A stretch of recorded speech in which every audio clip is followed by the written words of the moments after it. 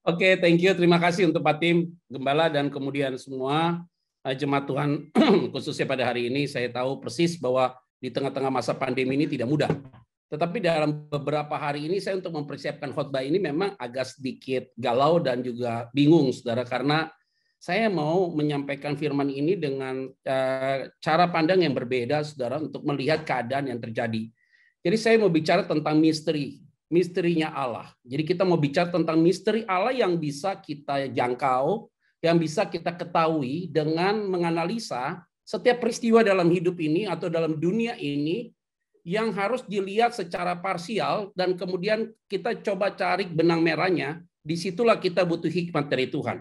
Sehingga inilah menjadi bagian penting kita hari ini mau bicara tentang mystery of God yang Tuhan singkapkan bagi kita untuk kita dapat memahaminya. Nah, ada bagian-bagian yang memang susah untuk dapat dipahami, tapi hari ini kita akan membuka sedikit saja untuk bagian itu. Nah, mari sebelumnya kita bersatu dalam doa. Bapak yang baik, terima kasih. Semua kami yang mengikuti Zoom ini pasti pikiran dan hati kami sudah disiapkan Tuhan. Hamba-Mu hanya menyampaikan apa yang sudah hamba siapkan dan apa yang sudah hamba gumulkan. Sehingga bukan hanya hamba yang menikmati firman ini ketika hamba mempersiapkan, tetapi hamba ketika menyampaikan ini pun semua kami yang mengikuti Zoom ini juga menikmati firman ini dan tentunya kami taat mengikuti apa yang Tuhan sampaikan. Karena itu Tuhan kuduskan nama-Mu dan kami semua. Di dalam nama Tuhan Kristus kami berdoa dan mengucap syukur. Haleluya. Amin. Tadi saya bilang bahwa ini kita akan bicara tentang mystery of God. Jadi kita mau bicara tentang misteri Allah. Dalam misteri Allah ini, saudara, terbuka. Jadi ada banyak hal, saudara, yang memang susah untuk dapat dipahami.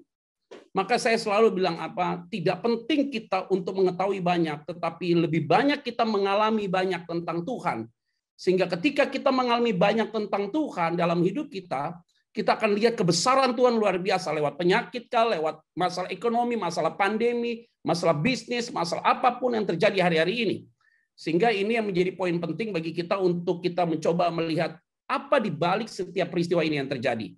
Nah, Ibu Bapak Saudara sekalian, dasar firman Tuhan yang saya sampaikan Ulangan 29 dan Pengkhotbah pasal 1 ayat 9.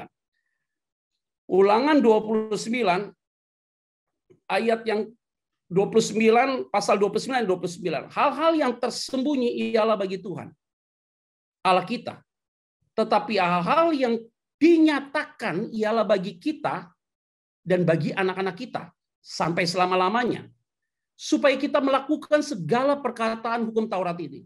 Artinya memang tidak semua hal di dalam firman itu kita tahu persis. Tidak.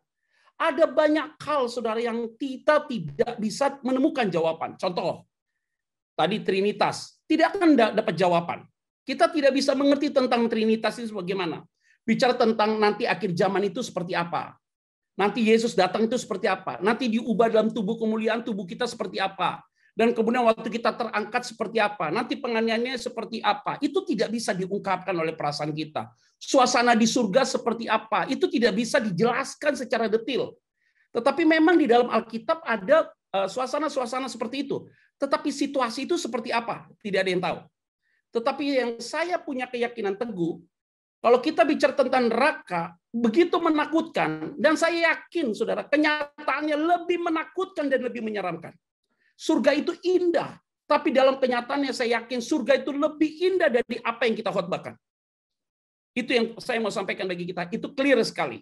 Nah, artinya banyak yang tersembunyi ialah bagi Tuhan, Allah kita. Yang dinyatakan ialah bagi kita. Hari ini kita mau bukakan satu bagian poin aja bagi kita. Pengkhotbah 1 ayat 9.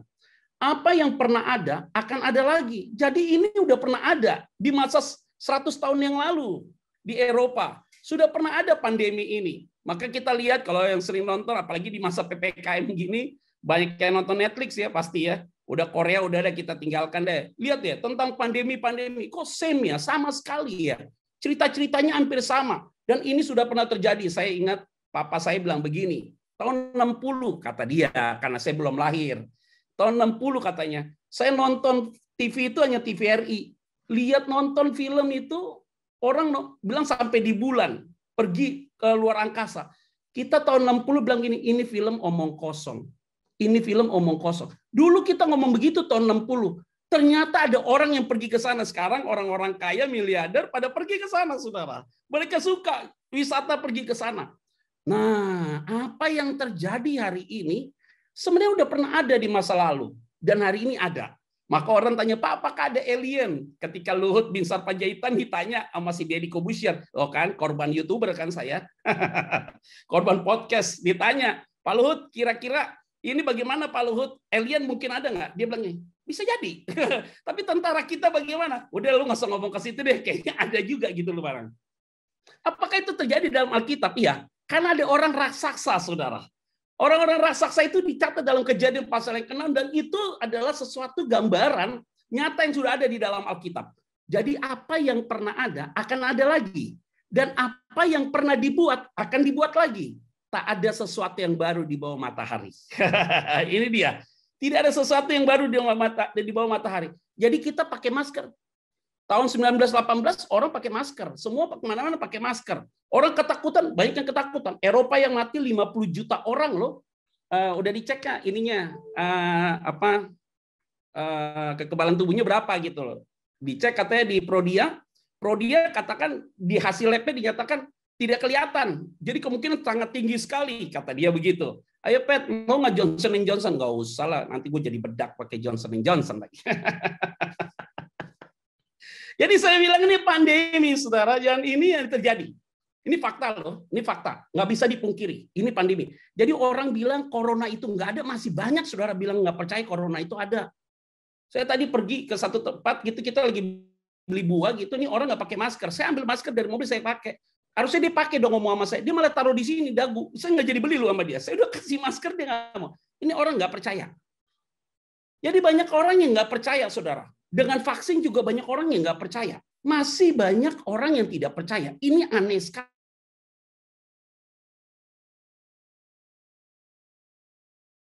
Dalam satu rumah mereka nggak kena. Kakak saya bilang begini. Ini mama bandel ya, kenapa? Di rumah nggak mau pakai masker dia. Saya udah kirim masker semua. Mama saya bilang apa? Udah, nggak perlu takut dengan pandemi ini. Kenapa? Sudah, pandemi ini nggak cari orang tua, kita udah waktunya aja. Jadi ini ada orang-orang yang saya pikir ini ada daya tahan pemikiran yang berbeda-beda. Kakak saya sudah kembali negatif dan semua keluarga sehat dalam posisi itu. Tapi sekarang keluarga dari istri satu paket kena semua. Tapi udah kembali lebih baik lagi. Ya ini pandemi real. Kakaknya istri saya bilang udah nggak usah disuntik dia vaksin, udah pasti Tuhan tolong. Kena sekarang. Nggak bisa begitu kita. Oh ini Tuhan pasti tolong. Kalau kena kita repot. Mau nggak mau kirim lagi vitamin dan segala macam. Ini real. Tidak bisa ini dibilang main-mainan. Tidak, ini real. Memang nggak kelihatan, tapi nyata. Yang kedua terjadi perubahan iklim. Ini real. Hati-hati Ibu, Bapak, Saudara sekalian. Sri Mulyani udah bilang, 2030 akan terjadi perubahan iklim yang sangat ekstrim. Masih ingat dengan banyak pandangan yang paling bahaya hati-hati. Setelah pandemi ini perubahan iklim. Kalau terjadi perubahan iklim, panasnya luar biasa, dinginnya luar biasa. Hati-hati loh. Kalau ini tidak diantisipasi, jadi masalah serius. Maka penting sekali Indonesia menjadi satu negara yang seksi. Karena hutan kita banyak, kita terdiri dari beberapa pulau, kita akan terus mengaktifkan. Katanya akan program pemerintah 2023 ini akan pacu terus Bali sampai zero polusi. Akan dibuat seperti itu. Jadi orang sudah pada bilang analisa. Presiden Amerika bilang Jakarta akan tenggelam. Sekarang analisanya adalah Semarang dan segala macam akan tenggelam. Ayo yang di Jakarta rumahnya pada dijual. Pindah ke Tangerang Selatan. Jadi ini perubahan iklim, saudara. Maka dulu Ahok mau pakai giant tuh, pakai giant wall gitu supaya dijaga. Kalau nggak apa, peluit segala macam udah dari kapan tahu jadi lautan. Mereka akan tutup pakai segala macam. Biden akan ngomong begitu. Maka bilang jadi nggak Jokowi pindahin tuh ibu kota ke Kalimantan. Ini orang pemimpin yang visioner, saudara. Jadi kita lihat ini perubahan iklim. Sekarang kita lihat baliho-baliho orang yang mau jadi presiden. Apa visi mereka? Untuk apa mereka lakukan? Saya bersyukur kita punya presiden yang visioner. Ini visioner, dia berpikir ke depan akan terjadi apapun. Karena dia udah dapat informasi, Tuhan berikan dia hikmat. Yang kedua, krisis ekonomi ada di depan mata. Sudah ada ini terjadi. Mau tidak mau, PPKM terus diperpanjang. Mall bisa teriak, tapi Sri Mulyani bilang tenang saja. seluruh pajak akan dibebaskan di mal sampai dengan bulan Oktober. Oke, terjadi masalah. PPKM diketatin. Waduh, ini masalah orang kecil nggak bisa dagang. Tapi sekarang dilenggarin. Beberapa yang warteg-warteg udah boleh buka. Tapi suruh makan 20 menit, nyangkut di sini semua. Masalah baru lagi, saudara. Bagaimana pakai timekeeper gitu 20 menit? Habis ganti. Mana bisa? Ini udah nggak bisa, saudara. Dengan konteks-konteks kayak gini nggak bisa. Maka saya bilang nih krisis ekonomi terjadi. Saya baru pulang dari Bali karena ada urusan di Bali. Jadi saya pulang dari Bali, saya hanya seminggu urusan di Bali, saya langsung balik. Enak banget saya naik pesawat, penumpangnya hanya 10 orang. Kayak saya lagi sewa private jet. Di PCR dan sekarang kayak 10 orang penumpangnya, asik banget saya bilang. Jadi ini kenyataan, saudara. Terjadi krisis ekonomi. Thai Airlines hari ini kantor-kantornya dijual. Kenapa? Pesawat akan hancur, lebur.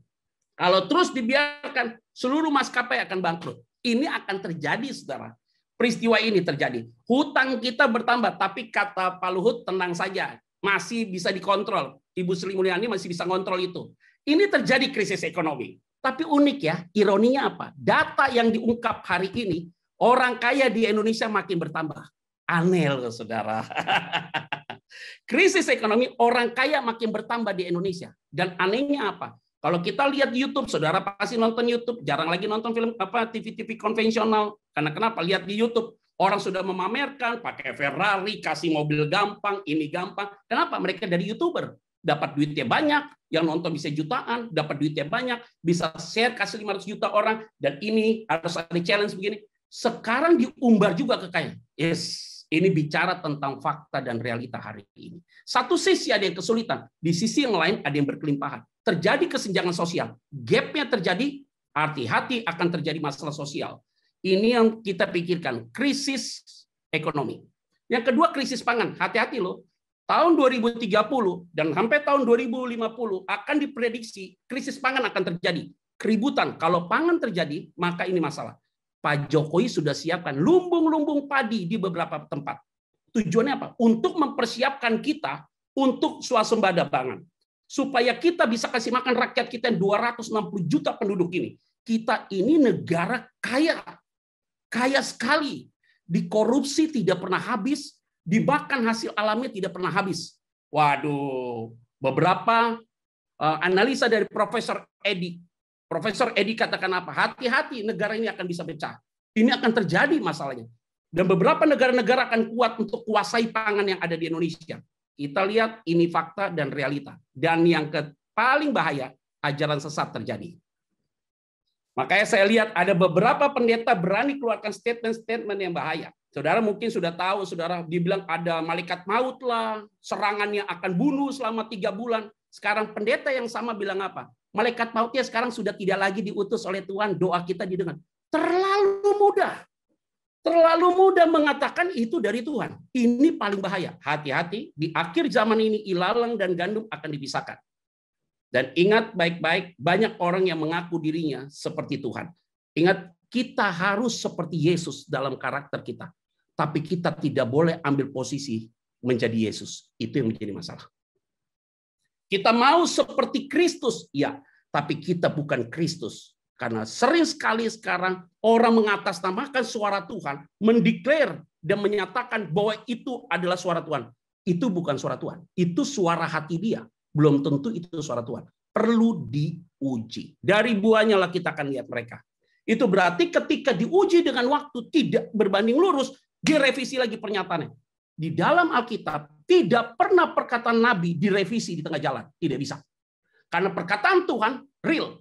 Setiap nubuatan penglihatan yang terjadi di dalam konteks Alkitab, kitab Daniel. Waktu penglihatan itu terjadi oleh Raja-Raja Nebukadnezar dilihat oleh Daniel, maka penglihatan itu harus tergenapi. Jangan sampai penglihatan itu di tengah jalan direvisi. Itu berarti berasal dari setan. Kalau dari Tuhan, selalu penglihatan itu sampai tergenapi, baru selesai sampai di situ. Tidak ada kata revisi. Alkitab berbicara jelas tentang hal ini.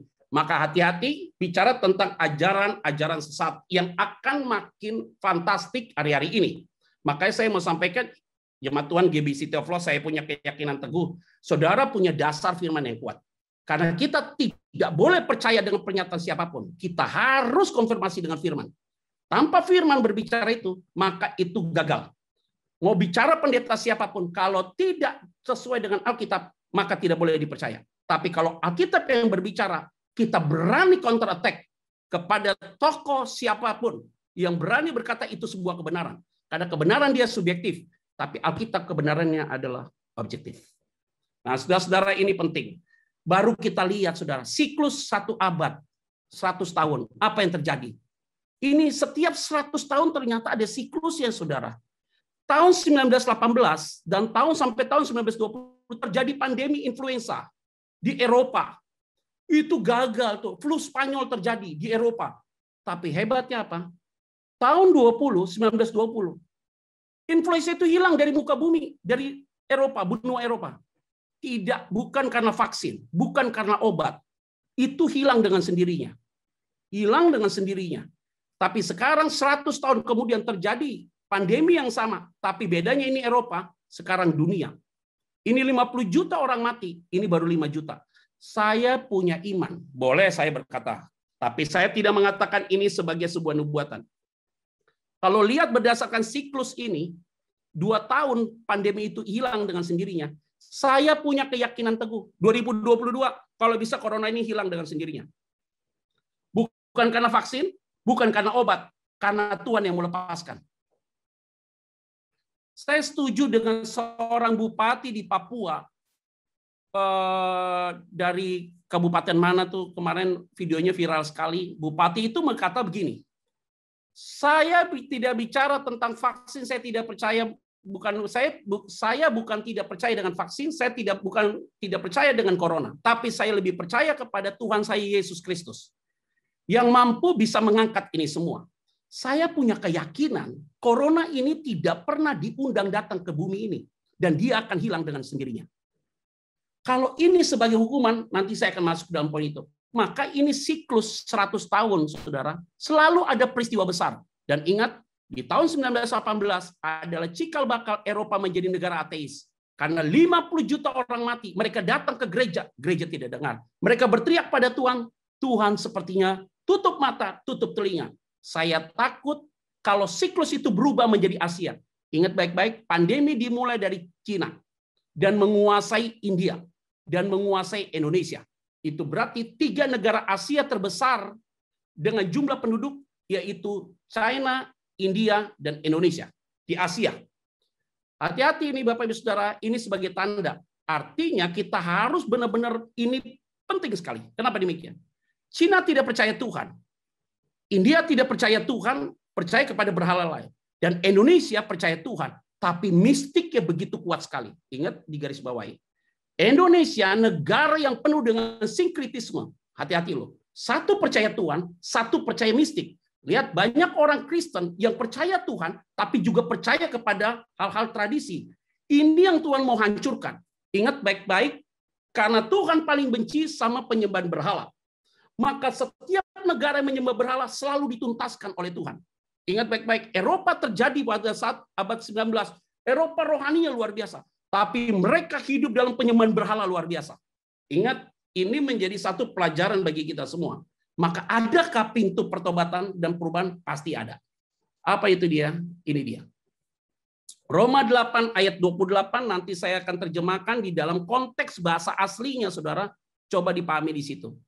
Roma 8 ayat 28. Kita tahu sekarang bahwa Allah turut bekerja dalam segala sesuatu untuk mendatangkan kebaikan bagi mereka yang mengasihi Dia, yaitu bagi mereka yang terpanggil sesuai dengan rencana Allah. Kalau dilihat dalam konteks bahasa yang dibuat dalam sehari-hari, kita tahu bahwa Allah mengatur segala hal. Sehingga menghasilkan yang baik untuk orang-orang yang mengasihi Dia. Dan yang dipanggilnya sesuai dengan rencananya. Hebat sekali. Jadi artinya hari ini Allah yang mengatur keadaan hari ini. Dan kalau Tuhan yang mengatur keadaan hari ini, Dia terlibat di dalam peristiwa hari ini. Kalau Dia terlibat ada dalam peristiwa hari ini, itu berarti bagi orang yang terpanggil sesuai rencananya, tidak ada peristiwa yang gagal. Selalu mendatangkan kebaikan. Ada aminnya? Akhirnya orang tanya, saya baru-baru ini Pak Tim Ada satu jemaat, satu gereja mana gitu ya, ibunya meninggal kena COVID. Wah, dia tanya sama saya, Pak Pendeta, buat ibadah penghiburan ya Pak. Ya. Boleh nggak saya revisi? Jangan ibadah penghiburan. Apa? Ibadah, ucapan syukur, dan penghiburan. Kok bisa sih Pak? Kita kan yang keluarga ditinggalkan Pak, butuh dihibur. Ucapan syukur. Oke deh, saya khotbah deh, saya siapin firman. Waduh, akhirnya saat itu saya cari teks firman yang tepat supaya bisa menjawab kegalauan hati mereka. Wah, ini nggak gampang loh. Waduh, hati saya nih kuat sekali. Akhirnya saya khotbah tentang arti hidup ini apa. Baru akhirnya saya menemukan sebuah jawaban. Apa itu? Orang meninggal karena COVID, orang meninggal ini. Saya bilang, kalau kita pegang prinsip hidup adalah Kristus, mati adalah keuntungan. Artinya mereka yang dipanggil Tuhan dalam keadaan hari ini, dan kapanpun dipanggil Tuhan, dia sudah beruntung karena dia bertemu dengan Tuhan. Jadi kita yang masih hidup hari ini tidak beruntung. Maka Paulus katakan apa? Berbahagialah engkau yang sudah mati. Berbahagialah engkau yang belum diciptakan. Paulus katakan kita hidup di bawah tenda yang penuh dengan kekhawatiran dan ketakutan. Hari ini kita tidak beruntung karena kita waspada. Setiap kita ketemu sama orang, lu udah PCR apa belum? Lu udah swab apa belum? Udah curiga kita sama orang. Orang batuk dikit, wah lu masalah. Enggak Pak, sorry Pak, habis makan gorengan. Enggak, lu harus swab dulu baru ketemu sama gue. Lu jaga jarak ngomong sama gue. Lu pakai masker 2. Kalau lu nggak pakai masker 2, gue nggak mau lu. Lu harus pakai face shield. Lu tangan gue semprot. Jadi kita udah paranoid. Kasihan sekali. Nggak beruntung kita hari ini. Tapi mereka yang sudah dipanggil Tuhan, kita sedih. Kita yang sedih. Mereka udah beruntung banget. Nggak ada pandemi, memuji Tuhan, menyembah Tuhan. Wah, enak banget. Saudara mau duluan? Silakan, saya berdoa hari ini. Yang mau berangkat duluan. Tapi kata Paulus, aku tahu tuh lihat surga, kata dia. Aku mau pergi ke sana. Tapi apa daya aku masih hidup dalam dunia ini, kata Paulus. Tapi selagi aku masih hidup hari ini, aku harus berbuat jadi berkat bagi banyak orang. Jadi hari ini kita ada enjoy, hati yang gembira, obat yang manjur. Penuh dengan senyuman, jangan berpikir macam-macam, intimidasi kita tolak, dan kita yakin Tuhan pasti akan tolong kita. Nah, baru kita masuk. Apa yang terjadi Bapak Ibu Saudara kalau ini adalah alat terlibat dan menjadi hukuman? Selalu ada perlindungan. Perhatikan baik-baik ya analisanya nih. Waktu Tuhan memberikan tulah di Mesir, hebatnya apa? Yang kena adalah orang Mesir. Tapi orang Israel yang tinggal di Mesir, tidak. Orang Israel yang tinggal di Mesir menjadi penonton untuk melihat tulah-tulah yang Tuhan berikan. Yang paling bombastis adalah apa? Anak sulung orang Mesir mati, orang Israel tidak mati. Jadi artinya ini adalah tontonan menarik untuk kita lihat peristiwa hari ini. Nah, ini dia. Tulah terjadi hukuman, tapi tetap ada protek dari Tuhan. Yang kedua adalah air bah. Tuhan bilang, I am disappointed. Aku kecewa terhadap apa yang aku ciptakan. Tapi ingat, ada Nuh dan keluarga besar dan binatang, semua diselamatkan dalam batra itu. Itu berarti ada perlindungan buat dia. Kalau itu hukuman. Dan yang ketiga adalah Sodom dan Gomora. Sodom dan Gomora ada dealing antara Allah dengan Abraham. Lot, istrinya jadi tiang garam. Lot dan 2 orang putrinya keluar. 2 orang putrinya pikirnya najis. Dia tidurin papanya, dia perkosa bapaknya, dikasih minum, mabok, hamil. Dua-duanya anak perempuannya hamil. Punya anak namanya Moab dan Amnon. Amnon itu yang jadi Jordania. Itulah Jordania adalah hasil dari perzinahan, incest antara anak. Itulah Jordania, ibu kotanya adalah Aman. Datarannya adalah Moab. Itulah 2 anak dari Lot yang menjadi parah di posisi itu. Tapi yang diselamatkan Sodom dan Gomora siapa? Abraham. Kok bisa, Pak? Padahal kan Abraham tidak di Sodom dan Gomora. Benar. Masih ingat pertengkaran antara anggota dari anak buah Lot dan anak buahnya Abraham? Terjadi keributan. Dan kemudian Abraham bilang begini sama Lot. Lot, kita ini bersaudara, kita nggak usah ribut. You tuh ponakan saya ini uncle-mu. You pilih aja tanah yang kamu anggap bagus. Lot lihat di situ tanahnya bagus, hijau. Ada air luar biasa. Lot pilih itu. Abraham tidak. Abraham dia ambil yang sisa-sisa. Abraham dapat tanah yang tandus, saudara. Mungkin nanti kalau udah bisa pergi ke Israel lagi, Pak Tim, harus pergi, Pak. Ke tanahnya Abraham, Pak. Itu jarang dibawa oleh turis ke sana. Pergi ke sana, Pak. Masih itu original place. Itulah yang Abraham pilih tempat itu. Justru yang dipilih oleh Lot jadi Sodom dan Gomora. Artinya apa? Di mana ada orang benar dan dia pegang covenant daripada Tuhan, selalu ada protect dari Tuhan. Selalu. Artinya hari ini Ibu Bapak Saudara sekalian sebagai seorang businessman yang bekerja di marketplace, saya mau sampaikan bagi kita semua. Orang bilang dalam keadaan sulit, saya mau sampaikan Pak, padang gurun hari ini akan menjadi taman Tuhan bagi orang percaya. Hari ini yang gersang akan tumbuh. Itu berarti dimanapun kita injak kaki kita di tempat itu, usaha apapun pasti akan menghasilkan. Itu janji Tuhan bagi kita. Abraham lihat ke situ, dia diselamatkan dari Sodom. Yang keempat adalah Niniwe, saudara. Yunus disuruh pergi, dia kabur, diselamatkan. Akhirnya apa yang terjadi? Niniwe bertobat semua. Allah bilang apa? Aku telah menyesal. Telah merencanakan sesuatu hukuman bagi Niniwe. Ketika Niniwe berbalik, bertobat semua seluruh rakyatnya, Allah mencabut hukumannya itu. Artinya hari ini kita harus satu paket supaya Tuhan stop untuk peristiwa ini. Seluruhnya kita bertobat, minta Tuhan tolong kita. Ada amin? Karena tidak ada kata lain hari ini. Hari ini kita hanya minta belas kasihan Tuhan. Tiap hari saya bilang, Tuhan tariklah kutub untuk bangsa ini. Maka saya hari ini sampai kita berdoa sama-sama supaya Tuhan cabut kutub di bangsa ini. Tuhan cabut berhala di bangsa ini. Supaya kita semua diberkati Tuhan. Anggaplah kita ini dealing dengan Tuhan seperti Abraham mengenai Sodom dan Gomora. Supaya Tuhan akan tolong kita. Ada amin? Tadi saya ketemu sama dokter, teleponnya sama dokter. Saya tanya bagaimana nih? Jawaban dia apa? Seorang dokter ini. Dia bilang sama saya begini. Pet, tahu nggak kenapa? COVID turun loh. Iya. Tapi orang yang mati makin banyak. Kenapa Pak? Kita bingung kedokteran. Kenapa? Long COVID yang paling bahaya. Kenapa? Diperiksa dia hasilnya negatif, positif terus. Sampai 1 bulan tetap positif. Biasanya itu orang cepat lewat. Kenapa? Long COVID itu yang paling bahaya. Karena digerogoti seluruh organ tubuh. Ini yang kita sedang analisa katanya. Dan itu sangat sulit sekali. Varian ini sangat susah dilacak. Ingat baik-baik. Di dalam konteks Alkitab, ketika situasi sudah semakin genting, baru Tuhan akan take over, turun tangan. Ingat loh, titik klimaks di Eropa, ketika kematian memuncak, di saat itulah Tuhan berhentikan COVID ini. Sampai dengan titik kita berteriak pada Tuhan. Maka kita hari ini, saya punya keyakinan Tuhan pasti akan tolong kita. Oke, baru saya cari benang merahnya. Ketemulah sejarah kehidupan kita hari ini. Apa tuh benang merahnya? Alkitab.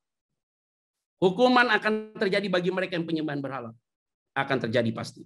Karena Tuhan paling benci dengan bangsa yang menyembah berhala. Itu pasti. Maka Tuhan perintahkan Saul, bunuh Amalek. Jangan kasih sisa dia. Setiap bangsa menyembah berhala selalu dihabiskan oleh Tuhan. Kesan Allah dalam perjanjian lama galak sekali. Enggak. Allah tegas, kudus, adil. Tapi yang kedua adalah Alkitab katakan perlindungan selalu ada untuk orang yang taat pada Tuhan. Konteksnya dalam masa kini apa? Negara Asia penyembahan berhalanya banyak. Dan ini Tuhan sedang kulitkan bangsa ini. Negara-negara ini. Dan yang kedua adalah pemurnian dan pemisahan orang pemilihan. Sekarang sudah terjadi. Ilalang, gandum, kambing, domba, orang pilihan Tuhan akan dipilih. Itu berarti saya yakin kurang lebih hari ini yang ikut 90 partisipan. Ini orang pilihan semua nih. 91 device, tapi bersama dengan suami istri kurang lebih hampir 200 orang yang ikut. Orang pilihan Tuhan semua ini sih, kelihatan wajah-wajahnya, senyumannya, pipinya makin tembem. PPKM makan melulu. Wah, ini saya yakin hari ini kita lagi pemurnian.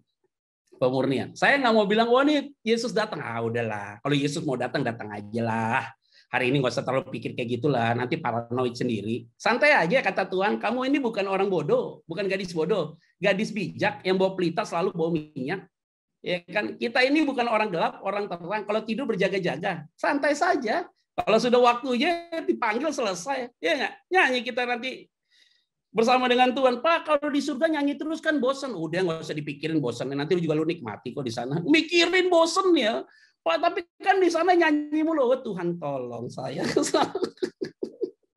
Udah nyanyi aja di sana nggak apa-apa. 1 hari kan bagi Tuhan kan 100 tahun kan bagi kita. Jadi santai-santai aja, nikmati aja. Mulai dari sekarang latih nyanyi lah. Oh, nggak apa-apa, nggak apa-apa. Di sini suara fals, sampai sana suara bagus. Malaikat tutup kuping paling. Pokoknya saya ketawa nih, Pak Tim nih, semua nih yang ada di Zoom ini. Saya sudah 4 kali ketemu sama orang yang ketemu sama saya 3 hari kemudian dia COVID plus, COVID semua nih. Waduh, tau nggak doa saya apa? Doa saya bilang begini sama Tuhan. Tuhan, saya tahu ini ada corona. Tapi saya tahu Tuhan tahu siapa saya. Saya hanya minta sama Tuhan. Jauhkan saya dari virus ini, tapi pakai saya untuk tolong orang yang kena virus ini. Amin. Doa saya itu. Saudara, doa saya dijawab Tuhan. Karena hampir tiap hari ada orang yang minta tolong sama saya. Ada aja lah minta dibeliin vitamin lah, ada yang minta didoakan lah, ada yang krisis. Masuk ke Instagram nih. Ini gara-gara doa saya. Saya nggak mau revisi doa saya. Saya nikmati, kirim apa segala macam. Udah kasih aja. Ada satu orang anak dari Jemaat Tiberias. Dia selalu dengarkan khotbah saya.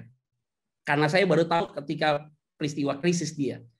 Serang ke lambungnya. Mamanya masuk ke Instagram saya, DM saya. Pastor Petra Panggidai, anak saya ngefans sama Bapak.